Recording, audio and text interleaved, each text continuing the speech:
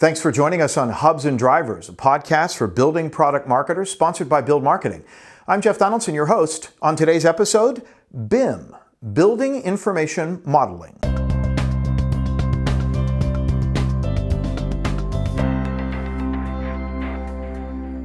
Welcome.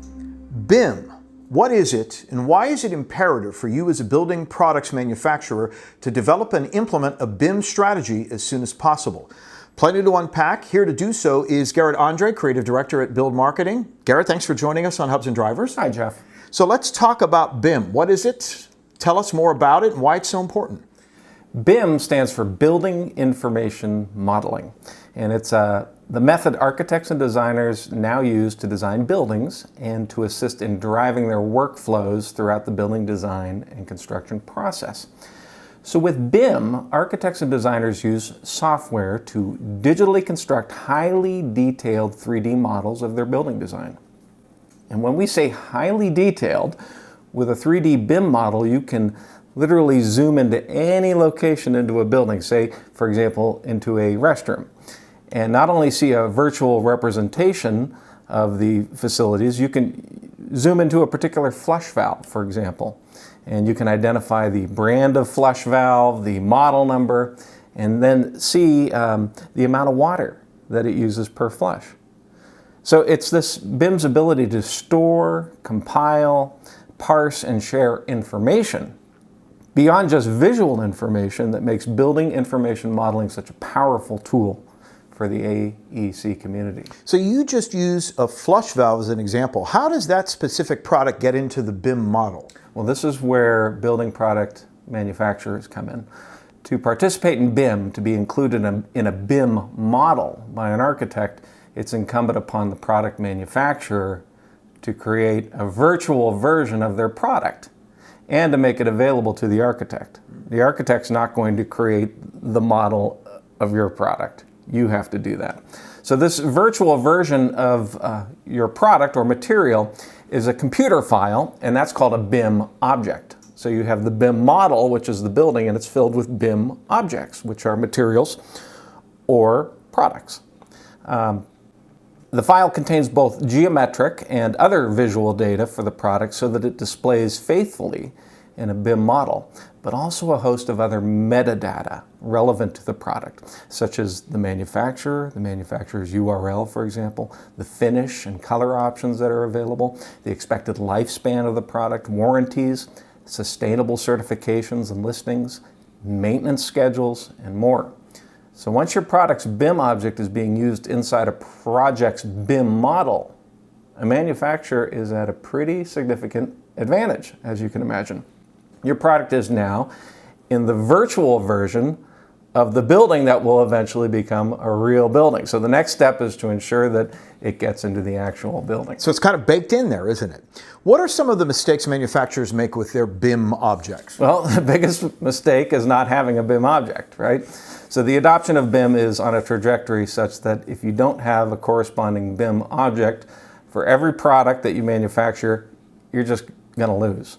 And among millennial architects, the workhorses of the firms, BIM is the expectation. We just listened to a presentation by the American Institute of Architects, and these people grew up with in the 3D environment. It is the expectation. So if you don't have a BIM object, the millennial architect comes to your website, they don't see it, they're gone. The second mistake is the quality of BIM object. Unless you have extensive in-house BIM object creation and authoring experience, here I think it's best that manufacturers outsource their BIM object creation to experts. And there's lots of different companies that do this, and you can find them pretty readily online. Manufacturers already have detailed 3D digital models of their products when they're doing the R&D for products. And so this is a good starting point for a BIM object. But the problem is that it's usually way too visually detailed to actually just use directly, convert into a BIM object. So it needs to be sort of simplified because if you didn't do that, the file would be far too big. Now, a manufacturer's tendency is to want to show off the product at the highest possible resolution. Sure. We in advertising love to do that too. Of course. We want to see every little beautiful detail. But it's just not feasible with a BIM object, at least not yet. We're not there. In fact, according to one authoritative website, a BIM object file size should not exceed 1,500 K.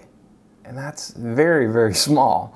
So it needs to be so small, if you think about it, because this just one little object is just one of hundreds, and sometimes just one of thousands of objects that go into a BIM model.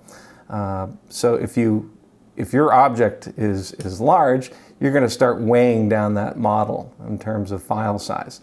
So you just can't have that, especially when we're talking about models that have to be accessible on a cloud with cloud computing. So if it's too large and you start getting BIM models that are too large, you're going to overtax the software, the computers, and the cloud computing.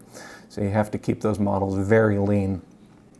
BIM model size and performance management is such a big issue that to help with performance quality, BIM objects actually provide 3 levels of visual resolution, or what's called levels of detail, or LOD, low, medium, and high. So when working on a model, a designer can actually toggle through these levels to improve the performance of the model, to prevent the model from lagging.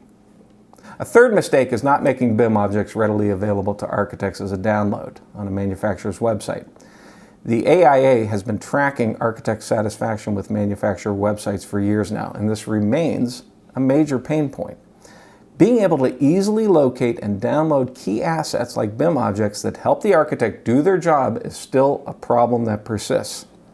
If an architect can't locate a product within just a few minutes, they move on to a competitor. And hopefully that competitor does a worse job than you. If they do find your product, but find that you have the BIM asset gated behind a login, most will also move on to your competitor who doesn't gate their content. And as mentioned, if you don't have a BIM object for a product, forget it. Chances are very good that you lost. So it's not just architects that contribute to a BIM model. Talk about the collaborative nature of BIM. Collaboration is arguably BIM's greatest strength. Structural, mechanical, electrical, and plumbing engineering can all be included in the same BIM model. So instead of members of the building team, architects, designers, structural engineers, mechanical and electrical engineers, each working in silos through the design process, with the BIM model, all the building components can come together virtually first. This allows any potential issues to be identified and resolved far earlier in the process, before a problem would get really expensive to correct in the field. For example, where structural members might interfere with electrical runs or vice versa. They'll see that on the model, they'll correct it. And it doesn't stop with design and engineering. It extends to construction as well. GCs and subs work with BIM models to work out best approaches to construction. The promise of BIM is that through its advanced visibility and collaborative nature, buildings will be designed and built smarter, which really means a lot of things. Built more cost effectively and faster, more energy efficiently, more sustainably, using less natural resources, etc., etc., etc. Interestingly, these outcomes align with those of integrated product delivery contracting methodology, which is pretty much the opposite of design, bid, build, where architect, contractor, major subs, and manufacturers all work together under contract from the very start as an integrated team to deliver a higher quality finished product, a superior building. In this sense, BIM epitomizes the principles of IPD, even if you're not deployed under an IPD contract. So BIM has been around for quite a while. It sounds like it's finally essential for manufacturers to embrace BIM. Can you share with us some of the adoption rates for BIM? Well, here's one stat that I find really impressive in terms of overall industry adoption. According to Statistica, construction professionals using the tool have risen from just 13% in 2011 to 73% in 2020. Wow. In the American Institute of Architects October 2021 report, which we'll make available as a download in the notes section of the podcast, titled Technology, Culture, and the Future of the Architectural Firm, indicates that 88% of firms use BIM software. 88%. To put that in some context, that's the same percentage that use Microsoft Office. BIM has arrived, Jeff. If you're a building product manufacturer, it's time to master BIM objects and to develop and implement a BIM strategy for success. We've laid down the gauntlet. It's a call to arms. Garrett Andrae, Creative Director here at BLD Marketing. Thanks for joining us today. Thank you, Jeff.